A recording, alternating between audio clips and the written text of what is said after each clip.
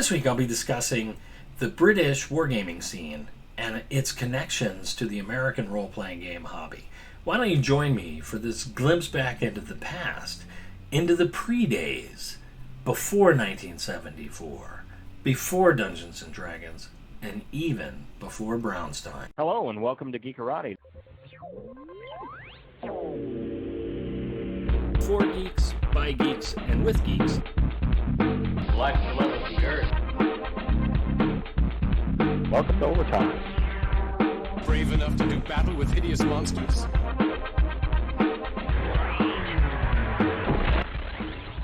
I am Sinistar. Hello and welcome to Geekarati. I'm your host, Christian Linke, and if you like what I talk about here, please don't forget to like and subscribe. Do the double click, bring up the bell, and let's talk about some interesting things. So today, I want to talk about how when we discuss early role-playing games and war games, that we shouldn't forget about the British scene. In particular, the British Model Soldier Society Bulletin is a central part of the role-playing game and wargaming history, and Charles Grant gave us a glimpse of how those things are connected.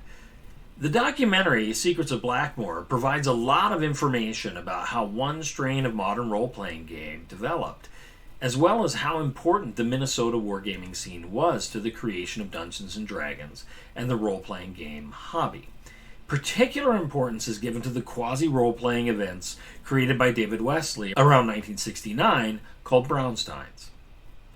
The Minnesota scene argues that these are the foundation of modern role-playing games.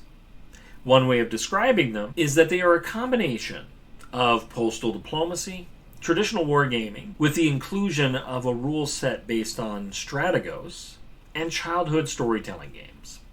They were truly innovative, and they were undeniably a direct antecedent to Dungeons & Dragons, especially with regard to the role-playing of characters and of playing in campaigns that continued session after session. It should be noted, and I'll be talking about this at a later date, that Rob Kuntz and Gary Gygax first exposure to the game that would eventually become Dungeons & Dragons is when they play in a Blackmoor game with David Arneson. They have the mysterious 4 BALROGS encounter that I've blogged about before and that I'll discuss in a future video as well. Rob Kuntz discussed it in the Fantasy Games Unlimited magazine, Wargaming, and I think it gives some insight into the early hobby that is often forgotten. First, and that just how wild the adventures were that they were playing in, and second, a reminder of the importance of David Arneson as a central figure in the creation of Dungeons & Dragons. The role that David Arneson and his gaming community played in the development of role-playing games prior to Secrets of Blackmoor had too long been hidden. It had been hidden in the shadows of Gary Gygax and the focus on the things that he created. He wrote the majority of the rules for Dungeons & Dragons, and he wrote Advanced Dungeons & Dragons. But it's fantastic to see this co-creator of Dungeons & Dragons get a focus too. In giving focus to David Arneson and the Minnesota crew, however, we risk losing sight of the fact that role-playing games themselves were kind of a perfect storm of gaming influences. These influences came together, and that many of the things that were happening in Minnesota and their wargaming scene were also happening elsewhere. In the case of the British wargaming scene, they were happening in a way that also influenced the invention of Dungeons & Dragons and, more importantly, provided a fertile field of consumers in the UK when Dungeons & Dragons finally came to the shores of Albion. When it comes to miniatures wargaming, in both the United States and in the UK, there are a handful of names that loom large and are the wargaming equivalent of Gygax and Arneson. Tony Bath, whose 1956 rules for medieval wargaming are central to the hobby. Donald Featherstone, whose book Wargames is central to the hobby, period. Jack Scrubby, whose Tabletop Talk and other newsletters and his miniatures publications and manufacturing were central to the hobby in the United States and in England. Charles Grant, Donald Wollheim, the science fiction and fantasy editor, and one Captain J.C. Sachs. Not to mention the influence that H.G. Wells, Robert Louis Stevenson, Peter Cushing, and the Cass and Bantock rules had on the hobby. I mention all of these people not to take anything away from the influence that David Arneson and his group had on Gygax and D&D, but to point out that there's another group that had an influence on both Arneson and Gygax, who were wargamers. The miniature wargaming community in the mid-20th century was relatively small, and gamers communicated with one another across the pond with relative frequency, far more frequency than I ever imagined. In fact, Gary Gygax had a letter published in Donald Featherstone, you remember I mentioned him, Donald Featherstone, in his Wargaming newsletter. And that itself provides some level of proof that they were in communication with one another, or at least that the UK scene was an influence on Gygax's gaming. We also know that Gygax and Perrin's chainmail rules were influenced by Tony Bath's 1956 rules and Philip Barker's later 1966 rules for ancient and medieval wargaming. The fact that Barker's rules were published in a 1966 copy of the Wargamers newsletter, that's Donald Featherstone's newsletter, the one that Gygax had written to, that suggests that Gygax had been reading the magazine for some time prior to his published letter. It should also be noted that Stephen Curtis's Western gunfight rules for skirmish gunfights showed that English gamers were similarly thinking beyond winning and wargaming and about portraying individual characters. They were beginning to roleplay. And this is before the creation of Dungeons & Dragons. And they were not participating in Brownsteins or Blackmoors. They were participating in their own gaming scene. But let's take a step away from any kind of direct influence or claim of direct influence. This is a world that's very different from the modern day. We're not talking one that's connected by the internet. These are connected by newsletters and letters. The influence that they have on one another, which I think is real, would be more spontaneous or subtle than a kind of direct connection. But let's take a step back in time and look at the development of wargaming in the UK on its own, outside of the American condition. The original recreational wargames, at least the best known ones, were H.G. Wells and Robert Louis Stevenson. H.G. Wells published a set of rules called Little Wars, and Robert Louis Stevenson had his own set of rules that was discussed in a magazine article. Wells's rules were published, but they bear very little mechanical resemblance to modern role-playing and wargaming. Casualties in Wells' game were determined via shooting a toy cannon and not the roll of a die. If you want to check out the game and play it, you can. You can play with its original rules or with updated rules. And I highly recommend the more recent Paperboys edition, which includes kind of cardstock cutouts of the figures at the scale that they would have played them in, which are similar to the flats that a lot of gamers played with in the early 20th century, flats that were manufactured and produced by Britons. There are a number of wargame rules that follow in the footsteps of those designed by H.G. Wells. If you read through back issues of the British Model Soldier Society Bulletin, it provides several examples of people shooting down enemy troops. But British wargaming wasn't limited to simulations of real battles or of the shooting of miniatures with cannons filled with little peas. Charles Grant, one of the most famous game designers in miniature wargaming, provides the best description of how wargaming in the UK was evolving in a way that included many of the same types of play that would result in what became the Dungeons & Dragons role-playing game. In the May 1955 British Model Soldier Society Bulletin, Charles Grant discusses the state of wargaming at the time and prior in his article The War Game, Past, Present, and Future, in which he describes not just the wargaming that he was doing in 1955, but some of the wargaming that he did prior to World War II. His account is highly personalized, but it matches many of the descriptions of the development of the hobby in the magazine itself. His wargaming journey, he says, began with casualties being inflicted by means of a tabletop tennis ball. That's a pretty large figure. It's far different than the little pea shooters. But eventually he shifted to what were called the British Model Soldier Society rules, which were able to reenact Napoleonic campaigns. Now, I don't have a copy of those rules. I have not yet been able to locate them, but I will note that according to his description, they mark the beginning of a shift away from using some form of real-world projectile to determine casualties. To phrase it the way that Grant states it, he says, these games were more or less based on the Society's rules, the exception being that, having regard to the quality of the troops engaged, no firing actually took place. It's at this point that Grant begins to calculate his losses in the game, without any shooting, and he talks once again about the British Model Soldier Society's rules. From what I've been able to glean reading some online, though once again I have not found an actual copy of the rules, they were supposedly published in February 1954, and I only have the January 1954 copy of the BMSS manual.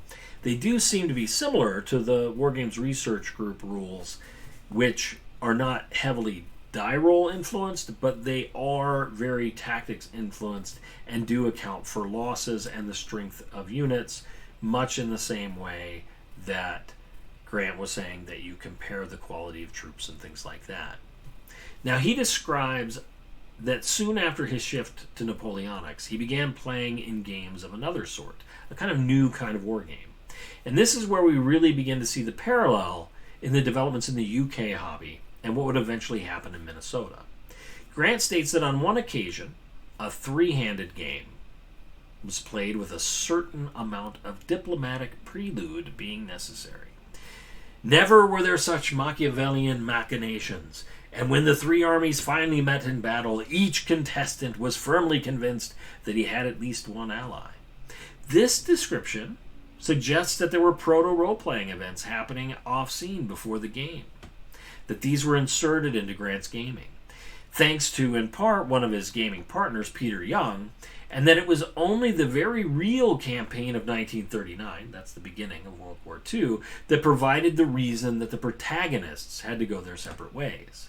Now, Grant's descriptions in 1955 of his pre-1939 gaming very much sound similar to that of Arneson's experience of Wesley's Brownsteins. Once again, this is pre-1939 gaming.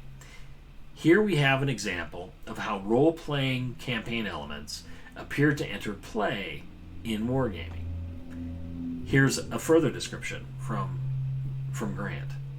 On the historic occasion when one Hess parachuted on my native soil, by the way, this is an actual historic event, I received notice from my enemy that a certain Murat had been picked up, having dropped from a balloon somewhere in Austria. Grant also discusses how his group changed the rule to classify the wounded in a manner that added verisimilitude to one's bases and lines of communication. Notice here how maybe we've got some semblance of hit points or recurring characters and things like that. Two things are made abundantly clear by these examples that Grant gives. The first is that Grant and his fellow gamers were playing campaigns similar to what modern role players or wargamers would understand. They're recording time, they're engaging with one another, and they have a series of battles, each of which has an effect on a later battle. The fact that their campaign of 1805 resulted in very different combats than those in history, combined with the fantastic tale of Murat's balloon drop, suggest that the Grant games engaged in some level of role-playing. And remember, this is published in 1955 in the BMSS Bulletin, the same bulletin where Tony Bath's 1956 rules, which provided the inspiration for chainmail, were published. This is all a part and parcel of the wargaming community in England. I find it actually kind of amazing that it is a Model Soldier Society newsletter or bulletin, a fanzine, if you will, that is where a lot of this information or a lot of this activity is taking place. It should be noted that all of this role-playing and things like that happened before they even began to incorporate dice into play. Grant is not talking about using dice yet.